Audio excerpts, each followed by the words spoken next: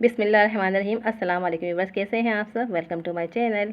आज हम बना रहे हैं फुल खस्ता मिठाई। बहुत ही यूनिक रेसिपी है, इसको ज़रूर ट्राई कीजिएगा। इसके लिए हम 2 इलायची ली हैं और हमने चाशनी बनाने के लिए आधा कप चीनी ली है। आधा कप चीनी लेंगे हम और 2 इलायची के दाने इसमें शामिल कर देंगे और आधा एक कप हम इसमें पानी शामिल करेंगे और इसको एक तरह की चाशनी बना लेंगे।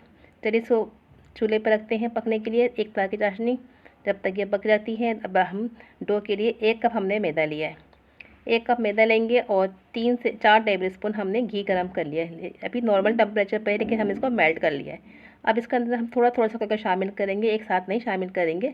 4 टेबल स्पून हमने घी लिया है और थोड़ा थोड़ा सा करके शामिल करेंगे और उसको मिक्सअप करते रहेंगे इस तरह से आहिस्ते आहिस्ते हाथों से मदद से, और देखते रहेंगे इसकी थिकनेस और थोड़ा थोड़ा करके शामिल करते रहेंगे जब तक ये बाइंड नहीं हो जाएगा। इस तरह से हम इसको मुट्ठी में करके देखेंगे। देखिए बाइंड हो रहा है, यानी ये तैयार है। अब हम इसमें थोड़ा थोड़ा पानी शामिल कर देंगे। अब हम घी इसमें नहीं शामिल करेंगे।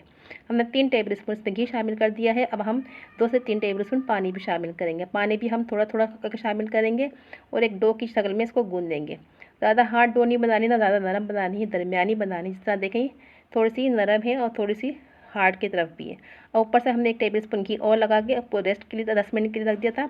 10 मिनट हो चुके हैं। चलिए अब इसको बेलते हैं। काउंटर पे हम पहले मैदा रस्ट करेंगे और इसकी रोटी बेल लेंगे। एक पतली सी रोटी बेलेंगे और बड़ी सी रोटी बेलेंगे और उसके ऊपर हम बेल के अच्छी तरह से बिल्कुल बारीक पतला बेलना है हमें इसको, और इसको एक तरफ इक्वल बेलना है, यानी चारों तरफ से हमें एक ही साइड तरह से बेलना है। इसको पतला से बेल लेंगे। फिर इसके ऊपर हम एक दफ़ा फिर मैदा डस्ट करेंगे। इसमें मैदा बार बार शामिल होगा। इसको चारों तरफ फैला देंगे इस तरह से।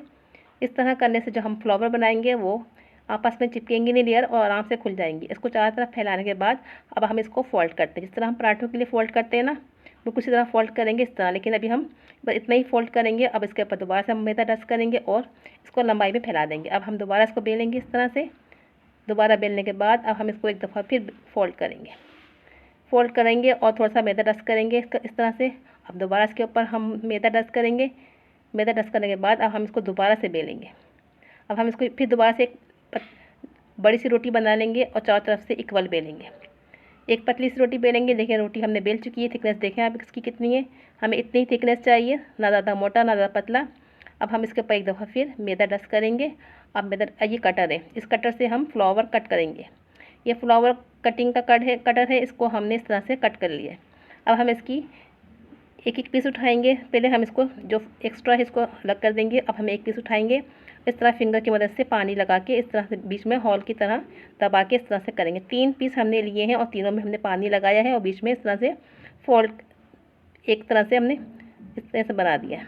ये देखिए इस तरह से हमने दबा दबा के एक बीच में हॉल बना दिया है और तीन पीस इसको हमने प्रेस किया है। अब हम इसको फोल्ड कर देंगे इस तरह से। अब एक हम फिंगर की मदद से हम दोबारा से इसको दबा देंगे। सारे हमने इस तरह से फुल तैयार कर लिए हैं। अब हम इसको घी में फ्राई कर रहे हैं और घी में हमने टेम्परेचर कम ही रखा है। तेज़ आंच पे नहीं फ्राई करना, हमें इसको धीमी धीमी आंच पे फ्राई करना है और हल्की आंच पे फ्राई करेंगे तो ये क्रिस्पी बनेंगे और कलर भी इसका सुनहरा कलर आएगा। तेज़ आंच पे करेंगे तो कलर भी डार्क हो जाएगा और अच्छे भी क्रिस्पी नहीं बनेंगे। ये इसकी टिप्स है, इसको ज़रूर फॉलो कीजिएगा। अब हम इसको आहिस्ते आहिस्ते करते हुए हमने कलर सुनहरा होने तक इसको आराम से फ्राई करेंगे। धीमी धीमी आंच पे फ्राई करेंगे। देखें इसकी लेयर भी खुल गई हैं और फ्लावर की शक्ल में ये आ चुका है। अभी धीमी धीमी आंच पे पकता रहेगा और जब तक ये इसका कलर लाइट गोल्डन नहीं होगा हम इसको नहीं निकालेंगे। इसको आराम से पकने देंगे। ये देखें कलर आना शुरू हो चुका है, गोल्डन कलर आना शुरू हो चुका है। अब हम इसको अलट पलट कर देंगे। देखिए रेडी हो चुके हैं। अब हम इसको प्लेट पे निकाल लेते हैं। ये कलर हमें चाहिए सुनहरा कलर, ये बिल्कुल सुनहरा कलर बिल्कुल रेडी है। अब चाशनी हमने पका ली है थोड़ी सी, एक आधे कप। अब हम इसको इसमें डाल देंगे।